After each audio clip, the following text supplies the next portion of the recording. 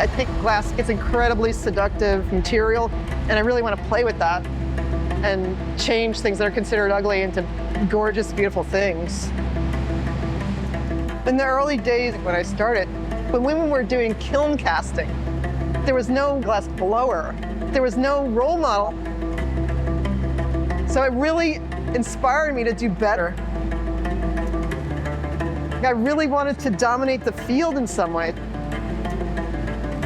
There's got to be the core issues that you want to get out, and there's got to be the magic that makes it read. I think I'm on the verge of knocking on the door of being able to do that.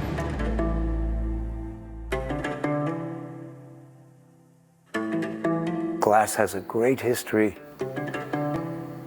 It's a magical visual material. It's true alchemy.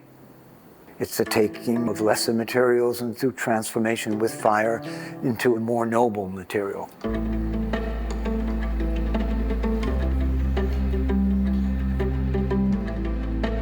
Doug started the gallery about almost 50 years ago now.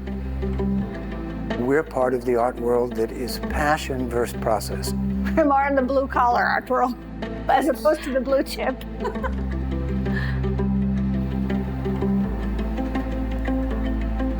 Traditionally, glass is made in a factory setting. It's a material that calls for a high level of technology. It's expensive to work with. But studio glass has been taken out of the context of the factory and put into the hands of individual makers. If you really want to master this material, it calls for true commitment. And speaking about commitment, this speaks to that, this series. These are by Deborah. It's this series of animal feet. This piece is a tortoise. This is a hippopotamus. And this is a three-clawed ostrich. The idea that you can make things that are not as refined, and they still can be the most breathtaking. These are master works that call for not only strength and creativity, but a true mastery of the material. Glass has always been so heterosexual, like so cisgender, but it's not anymore. And maybe it has never been, but we have never really spoken about it. And Deborah is making that possible.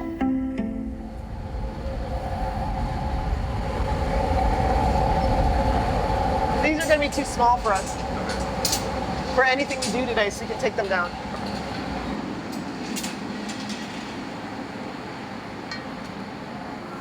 Ah, this one's clogged. Clogged.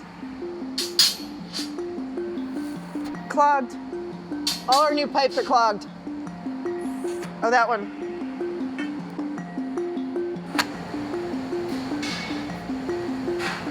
The reason I started making these is because I was going up the escalator, and at the top was this glorious gum bubble that someone had just spit out. It was just shining, and I was like, next subject. One of the things I look for is atypical beauty, or beauty in a way that is not like classic. Come on out, step over there, up into my shears. Ah, you stopped rotation. Told you not to stop rotation. Okay, I'll learn. I think up a little higher next time, maybe. Whoa. Marky and I just started working together. And he's only been blowing glass for 6 months. Don't flash that.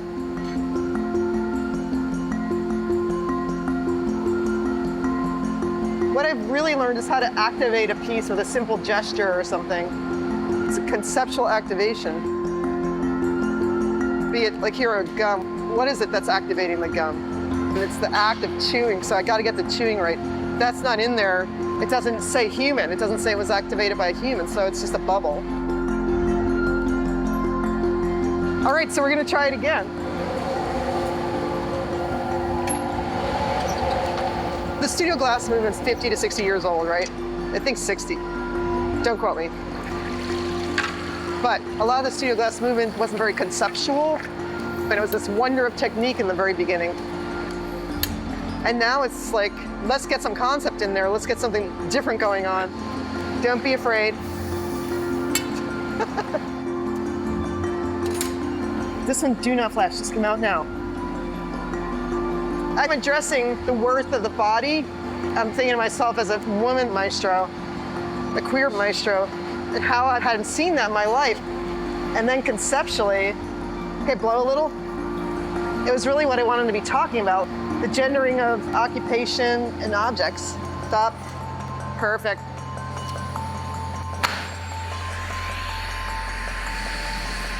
The more I see how I've cloaked my own identity in the beginning of my career, and I don't want that to happen to other people. So here, I've been trying to populate the glass studio with more queer and people of color, and just introduce people that normally wouldn't be in the space. Bodies in space matter, representation matters. I really think my purpose in finding glass was to be this voice. So that's what I'm trying to do with the work. I think it's done.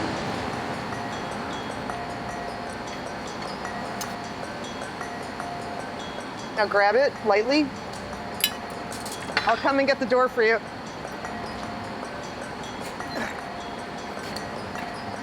Right in the left. Slap. Yo, bud, you did a great job.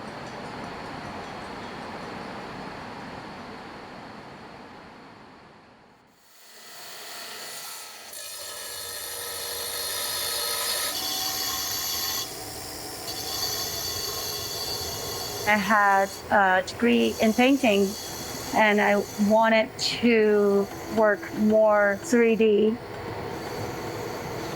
That led me to work with clay. But then I wanted to get more transparent. That led me to glass. I have 6 or 7 pieces of rocks, so I'm hoping to do this with the installation.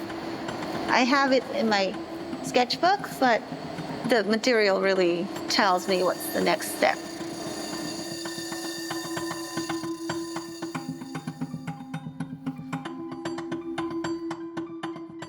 I try to get various heights and textures. It's like almost building a community, you know, like a family of rocks.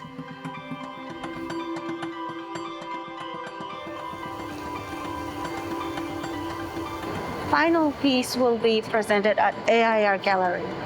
It's a feminist gallery. Get the left side door.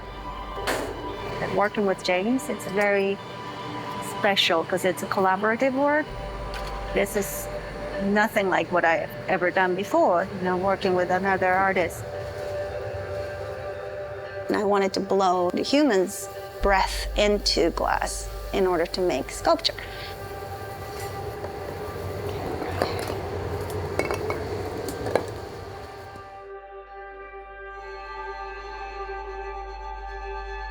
I wanted to question time with this piece.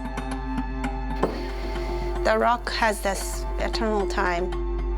That fascinates me. I wanted to have it clear because I'm planning to film sunlight coming into the space, and I want to project that onto this piece. I have a degree in painting, but never had a degree in ceramics or glass. Artists and professionals, they give me a lot of advice that I should really stick to one medium and really perfect it. And that really felt constricting to me. I've always been drawn to nature. You feel the slight change in the environment. It's really influenced me in a very subconscious way.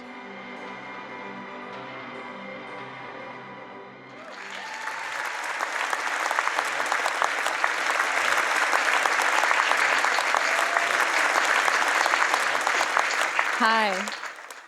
Welcome to Homo Silica.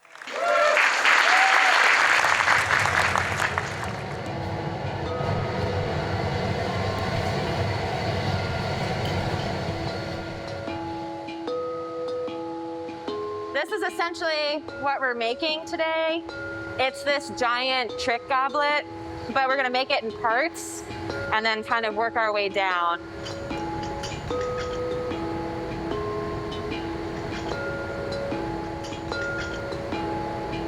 The whole performance is about queer humans' relationship with this queer glass, homo silica. Blow? All right, it's fine. This is my favorite part, really, is like the team morale. Oopsie. You got it, you got it. I don't know any other practice where you work so closely with people for 8 hours plus a day.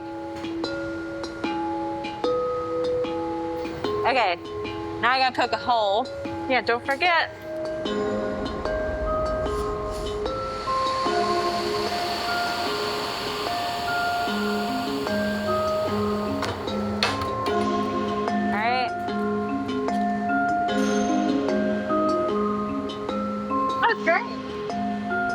The first shot is the truss fall. I think a steady camera here that we can just jump to in editing that's getting that. Yeah, exactly. How do y'all feel? Do you need Do we need like hair and makeup? All right, now pull.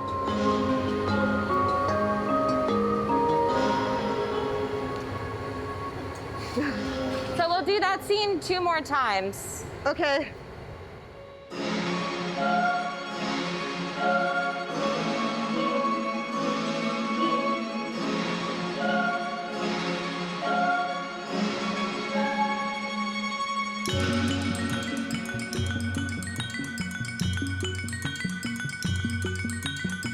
Representation is always important. Unfortunately, there aren't as many queer women or non-binary people or trans people represented in the glass community. Freeze! Unfreeze! Holding space for people that may identify other than straight, white, and male is good for everybody.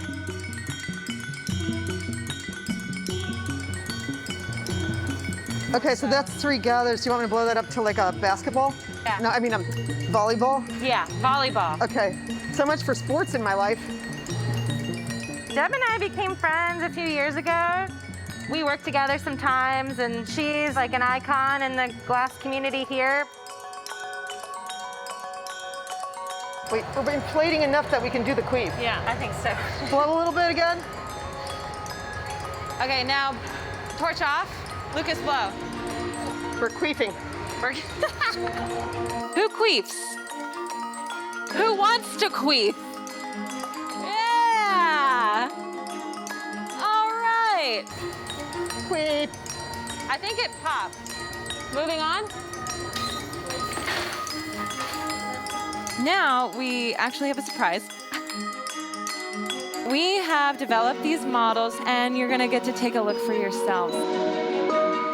This is the relationship between human and homo silica that is then activated with the performers. It's the first time that I've been able to incorporate hot glass experimental theater performance spawned from my weird design pieces. Thank you for coming. Thank you.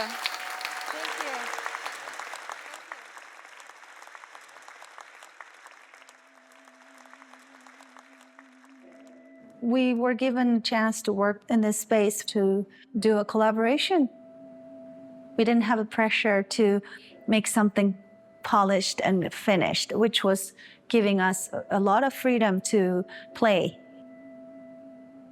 This has been a new experience for me because I haven't done a large installation with glass.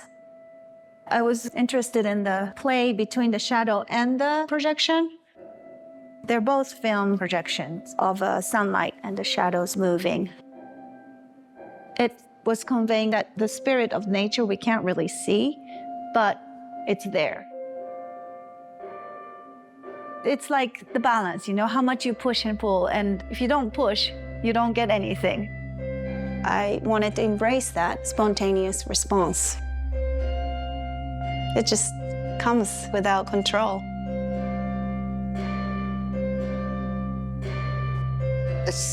a little cluttered right now.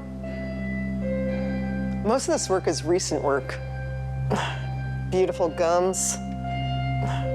I think this is a great color, but everybody likes pink. What's up?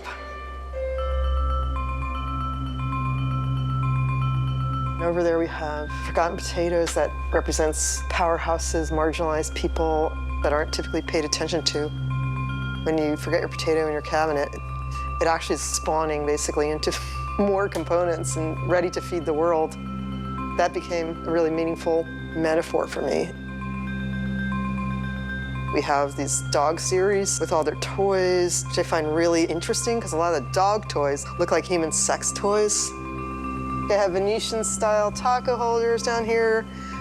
Oh, this is part of my fabrication project for a used condom. This is an epaulette, so it's as if a chicken landed on your shoulder. We got our waffles, the piece of bacon. Mike Pence, this flies for you. This series is a lot of fun. I'm always laughing when I'm making it. Like, oh my God, I'm making this tater tot, like laughing my ass off. Who cares? It's like, so, I mean, I designed this all to crack myself up too and not be super serious. The world has changed, the glass has changed, and I've changed what I could be in the world within glass, who I could be in the world, what power looks like, a more matriarchal way of sharing instead of a patriarchal dominant way. Even though I did dominate, I'm blown away. I really think what I do is incredibly fun and funny, and I just like have not been bored with my career. It's just like I come in here and I'm like, oh my God, am I really making that? And then, yes.